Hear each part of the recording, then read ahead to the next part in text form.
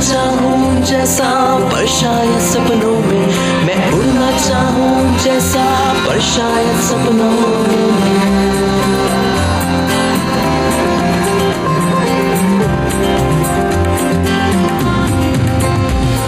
सपनों की है उड़ान, कांटे बंगले फूल समान, रोक न पाए वो मुझको मुट्ठी में मेरी है आसमां।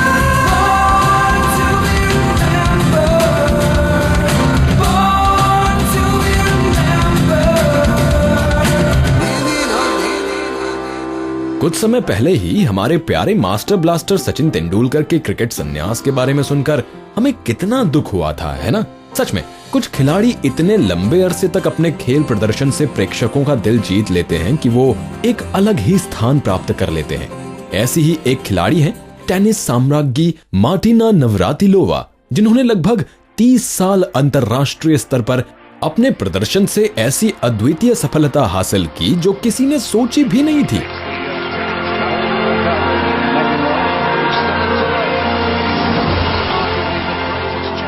क्या आपको पता है कि अपने 15वें साल में अंतरराष्ट्रीय पदार्पण करने वाली मार्टिना ने 2004 में जब कैटरीना कास्तानो को विंबलडन के पहले राउंड में हराया, तब उनकी उम्र थी 47 साल और 8 महीने। अपने चपल और शक्तिशाली खेल के लिए प्रसिद्ध मार्टिना का आज जन्मदिन है। अचरज की बात यह है कि अमेरिका का प्रतिनिधित्व करने वाली मार्टिना असल में चेकोस्लोवाकिया से हैं। अपने खेल के प्रति निष्ठा की वजह से मार्टिना का दुनिया के एक कोने से दूसरे कोने तक का सफर बहुत प्रेरणादायी है। 18 अक्टूबर 1956 को यानी 18 अक्टूबर 1956 को चेकोस्लोवाकिया के प्राग शहर में मार्टिना का जन्म हुआ। टेनिस तो उनके खून में ही था। उनकी दादी भी एक अंतरराष्ट्रीय टेनिस खिलाड़ी रह चुकी थी। मार्टिना ने 4 साल की छोटी सी उम्र से टेनिस खेलना शुरू किया। 7वें साल से उनका कठोर प्रशिक्षण शुरू हुआ और उन्होंने चेक राष्ट्रीय चैंपियनशिप जब जीती तब उनकी उम्र थी केवल 15 साल। हम और आप जिस तरह से चलना या बोलना सीखते हैं, उस तरह से मार्टिना ने टेनिस की सीख ली। इतने लंबे समय तक एक ही चीज पर इतना परिश्रम करना हम और आप शायद सोच भी नहीं सकते। 16वें साल की उम्र में ही मार्टिना ने अमेरिका जाकर व्यावसायिक टेनिस खिलाड़ी बनने का निर्णय किया। अमेरिका पहुंचने के 3 साल बाद ही 1978 यानी 1978 में उन्होंने क्रिस्टीन एवर्ट को हराकर अपनी पहली ग्रैंड स्लैम विजय विंबलडन में हासिल की।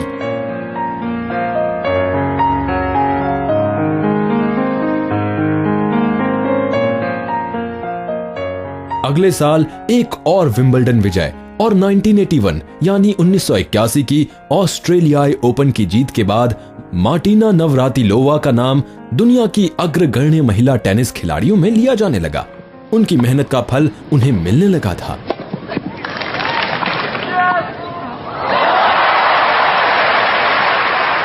I never experienced anything like it before. When you're up 30 love and then 40 love, and it's like, oh my God, I could really do this. 3 championship points, Navratilova. It was much easier playing that first final than playing that last one. Believe me, it was night and day. So it was piece of cake. I felt very comfortable. It was like this is where I should be, लेकिन ये तो बस शुरुआत थी।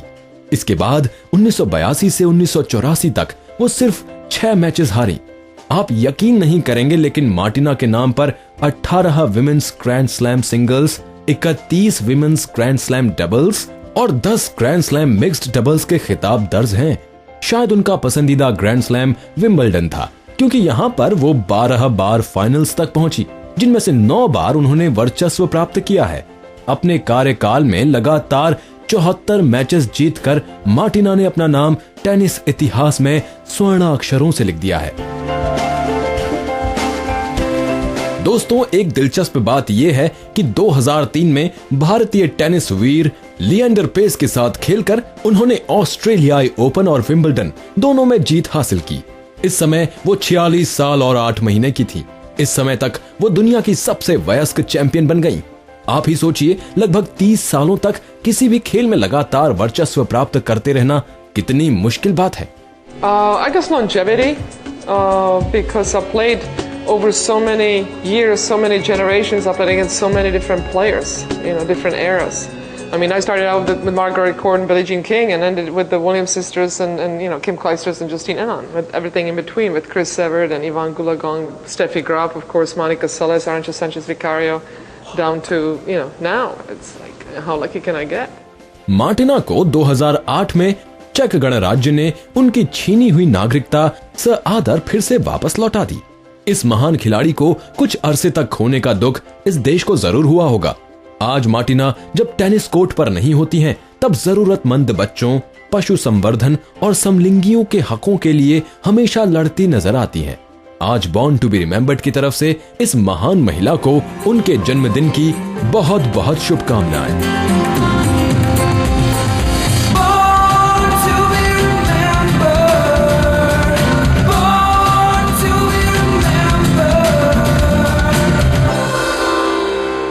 मनुष्य और पशुओं में शायद मुख्य फर्क यही है कि मनुष्य के पास विचार विमर्श की शक्ति उपलब्ध है और इस शक्ति का इस्तेमाल करके जीवन के मूलभूत प्रश्नों के उत्तर खोजने की कोशिश में मनुष्य लगातार रहा है। पश्चिमी तत्वज्ञान में पिछले कई सालों से नए विचारकों ने अधिकाधिक गहराइयां प्राप्त करने की कोशिश की है। 19वीं सदी के उत्तरार्ध में काम करने वाले फ्रेंच तत्वज्ञानी हेनरी लुईस बर्गसन इस महान परंपरा के एक महत्वपूर्ण खंड माने जाते हैं। पश्चिमी तत्वज्ञान में उस समय लगभग 100 सालों से चलती आ रही रैशनलिज्म की कल्पना को अस्वीकार करने की हिम्मत और विद्वता उन्होंने दिखाई। रैशनलिज्म असल में विज्ञान और वैज्ञानिक विचार से जुड़ा हुआ है। इस कल्पना के तहत तर्क और तार्किक विचार को महत्व दिया जाता है, लेकिन बर्गसन का मानना था कि इसके आगे भी कुछ है जो हम तर्क से ढूंढ नहीं सकते। बर्गसन के विचारों की मौलिकता और गहराई ने तत्वज्ञान की खोज में लगी आगे की पीढ़ियों पर बहुत प्रभाव डाला। इतना ही नहीं, उनकी सुंदर भाषा और लेखन शैली की वजह से उन्हें साहित्य के लिए दिया जाने वाला नोबेल पुरस्कार भी प्रदान किया गया।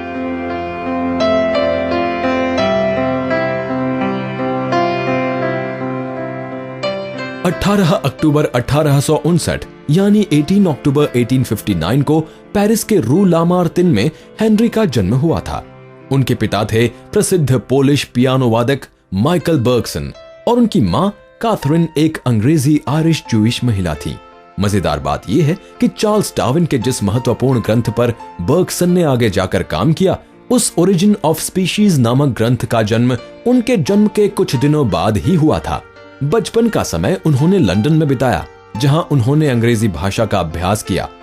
जब वो इंग्लिश चैनल पार करके अपने माता पिता के साथ फ्रांस आए, तब उनकी उम्र थी मात्र 9 साल। हेनरी बचपन से ही एक होशियार छात्र थे। 14 से 16 साल की उम्र में उन्होंने अपने धर्म से विश्वास खो दिया। कहा जाता है कि इसका प्रमुख कारण था थ्योरी ऑफ एवोल्यूशन के बारे में जानना। इससे एक बात तो हम समझ सकते हैं कि बचपन से ही बर्गसन को ज्ञान की भूख तो जरूर थी, लेकिन साथ ही साथ प्राप्त किए हुए ज्ञान के बारे में सोचकर उससे निष्कर्ष निकालकर अपने विश्वासों को बदलने का साहस भी था उनमें।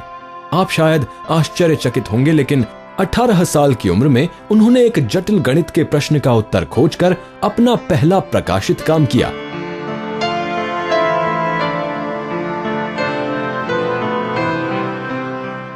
विज्ञान की पढ़ाई छोड़कर जब उन्होंने भाषा और तत्व ज्ञान पढ़ने का निर्णय लिया, तो उनके कई शिक्षक ऐसा विद्यार्थी खोने की वजह से निराश हो गए। इकोल नॉर्माल सुपियोरे नामक इस प्रसिद्ध फ्रेंच संस्था में उनकी पढ़ाई शुरू हुई और जल्द ही 1881 यानी 1881 में ये विद्यार्थी अब एक शिक्षक बन गया। उसके बाद अपने कार्यकाल में उन्होंने कई संस्थाओं में तत्वज्ञान के प्राध्यापक की भूमिका निभाई। उनका रहन सहन हमेशा सीधा साधा और बुद्धि हमेशा तीक्ष्ण थी। अपनी पत्नी और 1896 यानी 1896 में जन्मी अपनी बेटी के साथ वो एक छोटे से घर में निवास करते। अपने कार्यकाल में उन्होंने 4 महत्वपूर्ण पुस्तकें लिखी। हर पुस्तक के लेखन में उन्होंने कई साल अभ्यास किया।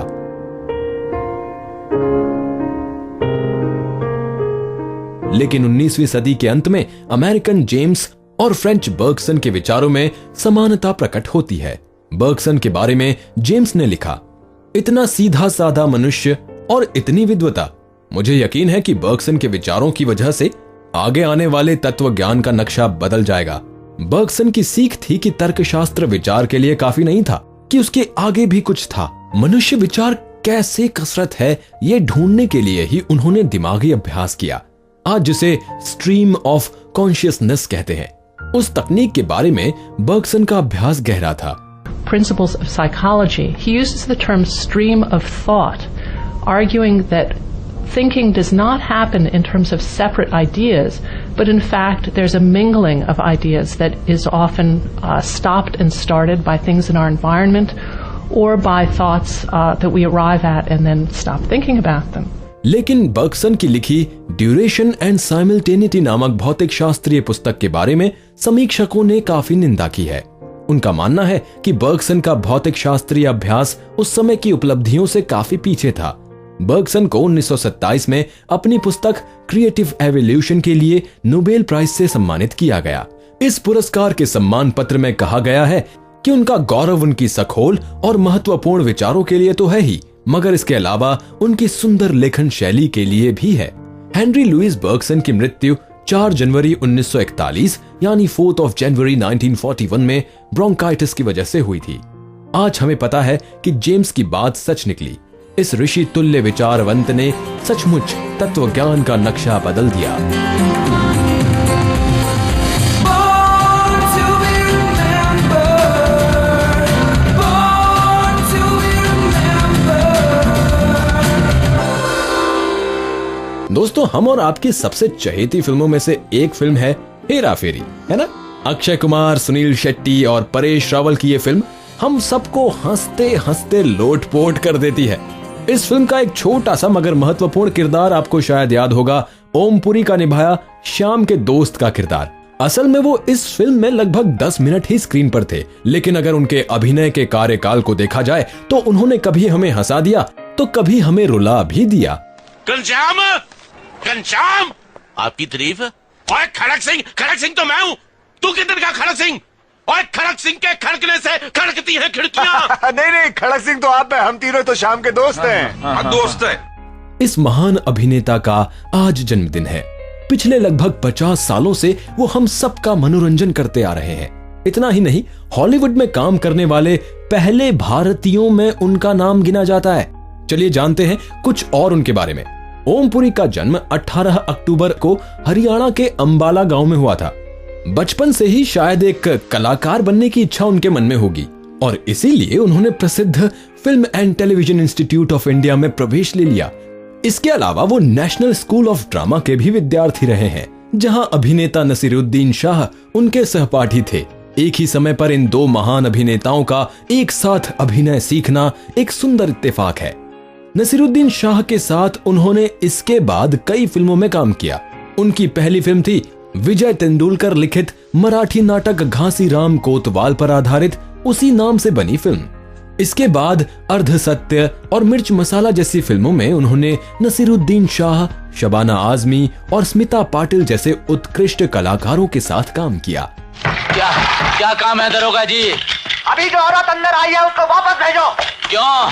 सूबेदार ने बुलवाया है। अरे सरकार तो सबके माई बाप हैं भाई, बहू बेटियों पर नजर नहीं बिगाड़ते। फाटे खोल दे पुट्टे, वरना उंगली टेढ़ी करनी पड़ेगी। जब उसकी नौबत आएगी वो भी देख लेंगे। आक्रोश 1980 में बनी इस फिल्म में उन्होंने एक पीड़ित आदिवासी की भूमिका निभाई। 1982 की अर्ध सत्य में उनकी एक निडर पुलिस ऑफिसर की भूमिका को नेशनल अवार्ड से सम्मानित किया गया। कवि और गीतकार गुलजार की बनाई हुई फिल्म माचिस में उनके अभिनय को फिर से सराहा गया। जब किसी आदमी के साथ बेइंसाफी होती है ना, और होती चली जाती है, अकेले वो लड़ नहीं पाता, तब वो अपनी तरह के और लोगों को इकट्ठा कर लेता है। कभी मोहल्ले और शहर के नाम पर, कभी जाति या धर्म के नाम पर, देश के नाम पर, लेकिन उसकी लड़ाई होती उसी बेइंसाफी के खिलाफ है। जब चाहो इतिहास उठाकर देख लो, यही होता रहा है, यही होता रहेगा। तो फिर कानून किस लिए? और अगर आपने उनकी निडर नाम की फिल्म नहीं देखी है तो जरूर देखिए। एक शहीद जवान के पिता की भूमिका वो कितनी सुंदरता से निभाते हैं। उनके अभिनय के प्रति कर्म भाव का एक उल्लेखनीय उदाहरण है 1999 की कन्नड़ फिल्म AK-47। इस फिल्म में उन्होंने डबिंग का इस्तेमाल न करते हुए सारे कन्नड़ वाक्य खुद से कहे। सच में एक कलाकार के जीवन में दृढ़ मेहनत कितनी आवश्यक है। आज अभिनेता इरफान खान कई अंग्रेजी फिल्मों में नजर आते हैं, लेकिन उनसे पहले ये भूमिकाएं निभाते थे ओम पुरी साहब। पहुंचे मतलब मैंने बहुत ज्यादा तो नहीं की हैं, 3-4 की हैं। 80 में एक सीरियल बना था ज्वेल इन द क्राउन, तो उसमें 3 एपिसोड्स में, पहले 3 एपिसोड में मैं था। फिर मेरा ख्याल 82 में गांधी बनी थी, तो रिचर्ड एटनबरा सॉ आक्रोश and he found me suitable for that particular character, तो वो किया। फिर एक कैनेडियन फिल्म की थी Sam and me in 89, it was a small budget film, you know, the budget was about 2.5 million, which for them is very tiny budget, but then the big film was of course City of Joy, that was a big film. तो मतलब कुछ 120 या 125 के आसपास जो फिल्में की हैं, तो उसमें अंग्रेजी फिल्में सिर्फ 4-5 ही हैं। महान डायरेक्टर रिचर्ड एटनबरो की गांधी नामक फिल्म में पुरी साहब ने भी काम किया। इसके अलावा east is east, my son the fanatic जैसी ब्रिटिश फिल्मों में उनके अभिनय को सराहा गया। हॉलीवुड तक भी ओम पुरी की पहुंच रही है। पैट्रिक स्वेजी के साथ City of Joy, Jack Nicholson के साथ वुल्फ और वैल किल्मर के साथ The Ghost and the Darkness में उनके महत्वपूर्ण किरदार रहे हैं। 2007 की चार्ली विल्सन्स वॉर में जूलिया रॉबर्ट्स और टॉम हैंक्स के साथ उन्होंने जनरल जिया उल हक की भूमिका निभाई। Your CIA has an unimpressive track record. I wouldn't say that. They missed 130,000 Soviet soldiers walking into Afghanistan. Okay, we blew that call. I need airplanes, guns and money. दोस्तों, हीरा फेरी जैसी मजेदार फिल्मों के अलावा उनकी नब्ज पर बनी माला माल वीकली और चाची 420 में उनके अभिनय को लोगों ने काफी पसंद किया। उनके सुंदर अभिनय की एक पहचान ये भी है कि वो जितनी सरलता से तीव्र और गंभीर भूमिकाएं निभाते हैं, उतनी ही सरलता से व्यंग्यात्मक भूमिकाएं निभा सकते हैं। ओए धृतराष्ट्र के पुत्र, द्रौपदी को वापस कर, वो मेरे साथ जाएगी। शांत गदाधारी भीम, शांत। मैं उसे नाटक में। ओए, द्रौपदी तेरी अकेले की नहीं है, हम सब शेयर होल्डर हैं। मगर बड़े भाई के वचन का पालन करना ही पड़ेगा। क्यों? अबे नाटक में ऐसा लिखा है। ओए चलो, पालन तो कभी हमने अपने बाप किया क्या का नहीं किया, तू चीज क्या है? ये कोई आसान काम नहीं है दोस्तों। भारतीय सिनेमा को देश में और देश के बाहर एक नई पहचान देने वाले इस महान अभिनेता को हमारी ओर से जन्मदिन की ढेर सारी शुभकामनाएं।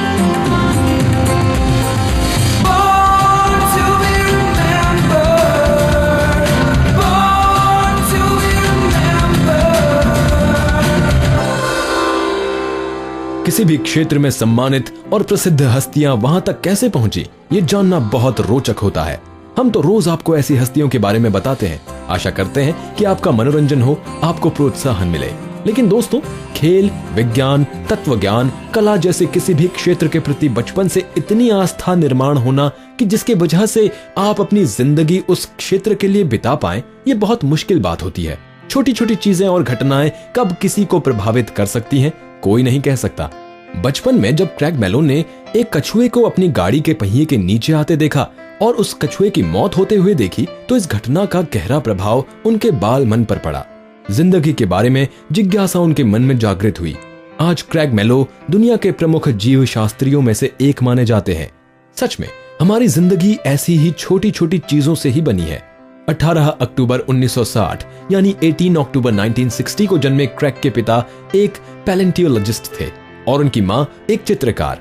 बचपन में पिता के साथ जब वो डायनासोर्स के अवशेष देखने जाते, तब लाखों साल पुरानी जिंदगियों के बारे में उनकी कौतूहलता जागृत हो जाती। मजेदार बात यह है कि इस महान शास्त्रज्ञ का कहना है कि बचपन में उन्हें पढ़ाई बिल्कुल पसंद नहीं थी। मैदानों में खेलकूद, जंगलों और नदियों के किनारे सैर, ऐसी चीजों में उनका मन बहुत लगता था। क्रैग का कहना है कि उनके बचपन में सबसे लाभदायक बातों में से एक बात यह रही कि उनका परिवार हमेशा उन्हें अपने विचार प्रकट करने के लिए प्रोत्साहित करता था। स्कूल में सिखाए जाने वाले धार्मिक अभ्यासक्रम से ज्यादा उन्हें घर पर होने वाली मजेदार बातचीत में ज्यादा रस था।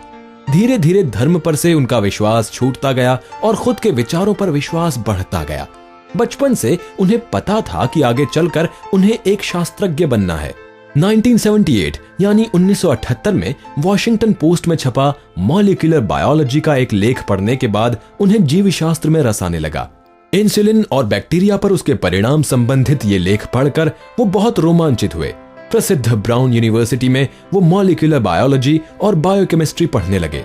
इसके बाद कोलोराडो में उच्च अभ्यास के लिए और फिर वो गए हार्वर्ड में। क्रैग का शैक्षणिक सफर शुरू हुआ। अपने इस जीवन काल को क्रैग बहुत प्यार से याद करते हैं।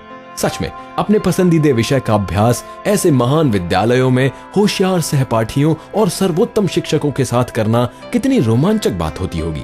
इसी समय पर क्रैग ने काफी महत्वपूर्ण अभ्यास किया, खासकर सी एलिगेंस बैक्टीरिया के साथ किया हुआ डीएनए ट्रांसफॉर्मेशन का काम या हार्वर्ड की वर्म लैब में किया हुआ संशोधन। हार्वर्ड में क्रैग दिन रात लैब में लगे रहते। यहाँ पर सीखी महत्वपूर्ण चीजों के बारे में वो कहते हैं कि मैंने सीखा कि सिर्फ कड़ी मेहनत करना काफी नहीं होता, बल्कि आप जिस सवाल का जवाब ढूंढ रहे हैं उसका हर पहलू अभ्यास कर उसे सुलझाना होता है।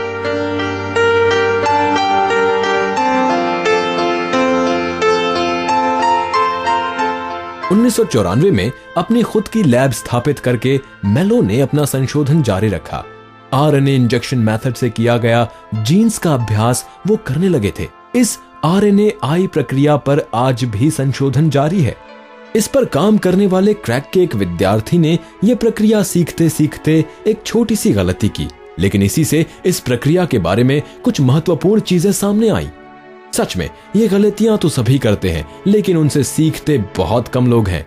There are several ways really that RNAi is making a major difference in medical research and potentially as a medical therapy for the future. First of all, it's a natural process inside of our cells, and now we know how to trigger that process. We can make a synthetic small RNA molecule that will essentially trigger the silencing of a gene inside of the human body, inside of the cells. And along with the Human Genome Project and the understanding now, the growing understanding really of the genetic basis of disease, there are just so many potential applications. For example, you can use RNAi to uncover the genetic pathways involved in a disease, such as cancer or genetic disease. You can work from one gene that's mutated, for example, in a familial form of a disease, to understand in much, much greater detail the entire genetic pathway, all of the genes involved in that process, broadening the potential pool of therapeutic targets. So you can then use conventional types of drugs, small molecules or biologics such as proteins to treat the disease, or potentially you can develop an RNA interference drug that will silence a disease-related gene causing a beneficial effect. So there are tremendous opportunities in many, many different ways to advance medical research. 1998 में Andrew fire के साथ प्रकाशित किया हुआ उनका RNA से संबंधित paper बहुत सराहा गया। आज उनका मानना है कि उनका सार संशोधन एक दिन हम सब के लिए बहुत मददगार साबित होगा। दोस्तों, क्रैग मेलो एक ऐसे शास्त्रज्ञ हैं जो अपने कड़े अभ्यास के साथ अपनी संवेदनशीलता के लिए जाने जाते हैं। सच में ये तो साफ है कि इस शास्त्रज्ञ के दिल में वो छोटा जिज्ञासु बालक अभी भी जीवित है।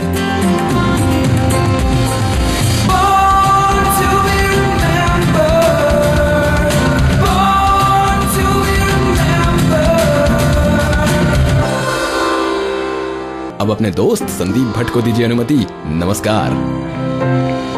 मैं बनना चाहूं जैसा पर शायद सपनों में, मैं उड़ना चाहूं जैसा पर शायद सपनों में।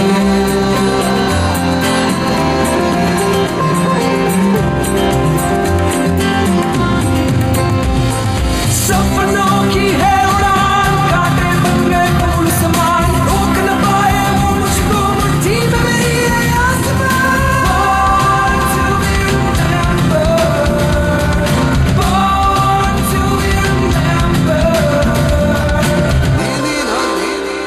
इस कार्यक्रम के कार्यकारी निर्माता जैनेंद्र सिंह,